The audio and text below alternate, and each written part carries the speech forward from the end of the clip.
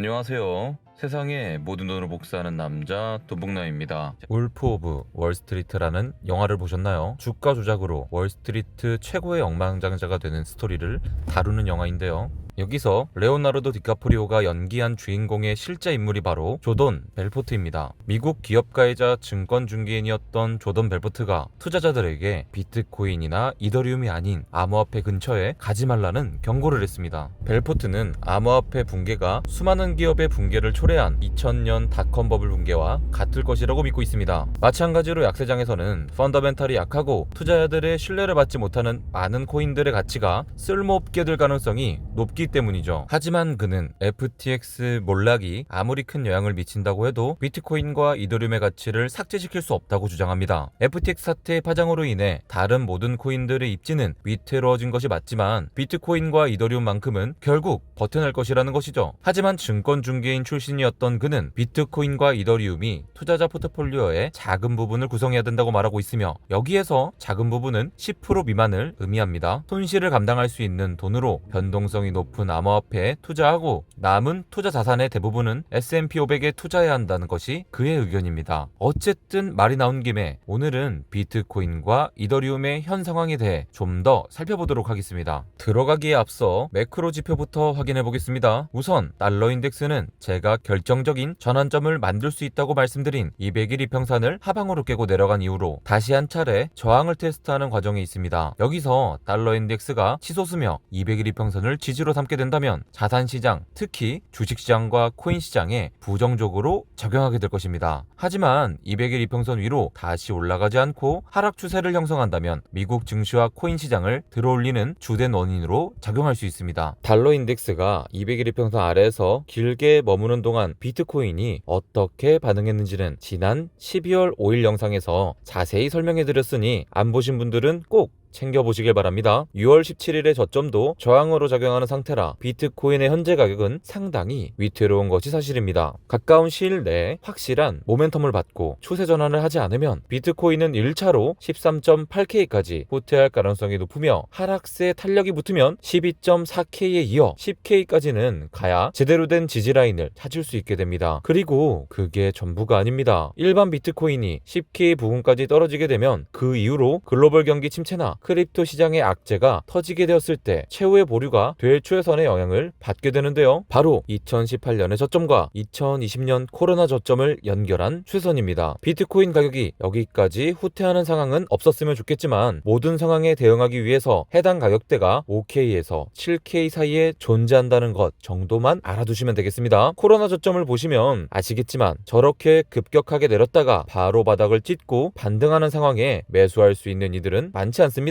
마찬가지로 저 가격대는 순간적으로 찍고 강한 반등을 줄 가능성이 높은 위치이니 미리 인지하고 있으면 갑작스러운 상황이 생겼을 때 그때를 저점 매수 찬스로 볼 수 있겠습니다. 여러분들이 보시기에 비트코인의 지금 추세가 어떻게 보이시나요? 올해 4월 초 이후로 비트코인은 일봉 차트 상에서 200일 이평선은 물론이고 50일 이평선도 제대로 돌파한 적이 없습니다. 그럼에도 불구하고 수익에 목이 마른 투자자들은 이렇게 단기 상승세가 나올 때면 바닥을 찍고 상승이 나온다는 생각에 감정이 휘둘리기 쉽습니다. 비트코인이 이렇게 연이은 약세를 보이는 것은 잘 아시다시피 거시경제와 크립토 시장의 악재를 함께 얻어맞았기 때문인데요. 올해 들어 제가 늘 기노 으로 시장을 보수적으로 봐야 한다고 말씀드렸지만 자신만의 기준이 없으면 일반 투자자들은 변화하는 시장 상황에 적절히 대응하기가 어려운 것도 사실이죠. 그런 분들을 위해 유용한 데이터를 제공할 수 있는 하나의 기준을 말씀드리도록 하겠습니다. 바로 장기 차트에서 하이키나시 캔들을 활용하는 것입니다. 하이키나시 캔들에 대한 자세한 설명은 2월 7일 영상에서 돈스맨 무기 특집으로 자세히 설명해드렸으니 잘 모르시는 분들은 꼭 그날의 영상을 찾아서 보시길 바랍니다. 하이키나시 캔들을 주봉 차트에서 적용시키는 것만으로도 추세에 대한 상당히 명료한 인사이트를 제공받을 수 있습니다. 하지만 지금처럼 하락세가 장기화되는 과정 속에서는 주봉 캔들조차도 어느 정도의 노이즈를 발생시키게 되는데요. 따라서 보다 심플하게 시장을 바라보면서 확실한 반등 타이밍을 기다려보고 투자하고 싶은 분들께는 월봉 차트의 하이캐나시 캔들을 사용해 보시는 것 추천드리겠습니다. 보시다시피 비트코인 월봉 차트를 하이캐나시 차트로 보면 작년 11월 이후로 단 한 번도 양봉이 출현하지 않았다는 것을 알 수 있습니다. 무려 13개월째 하락 추세가 이어지고 있는 것이죠. 2018년을 보시면 14개월 동안 연이어 음봉이 출현한 이후로 첫 양봉이 등장했고, 이때 이후로 비트코인은 상승 전환에 성공했습니다. 2014년의 경우는 좀 더 복잡했습니다. 하이캐나시 음봉이 10개월간 연속으로 출현했고, 그 이후로 양봉 2개와 음봉 2개가 뒤따랐습니다. 첫 양봉이 도지 캔들이었다는 점에서 양봉 자체의 의미는 없었지만, 긴 하락세 이후의 도지는 그 자체로 추세 전환 신호가 될 수는 있었습니다. 바로 다음 달에 영망치 캔들이 나온 것이 긍정적이었지만, 그 이후로 2개의 음봉이 출현함에 따라 투자자들은 다소 혼란스러웠을 수도 있겠는데요. 하지만 결과적으로 첫 양봉이 출현한 이후로 바닥 가격은 형성되었고, 이후로 결국 장기 상승 추세를 만들어내는데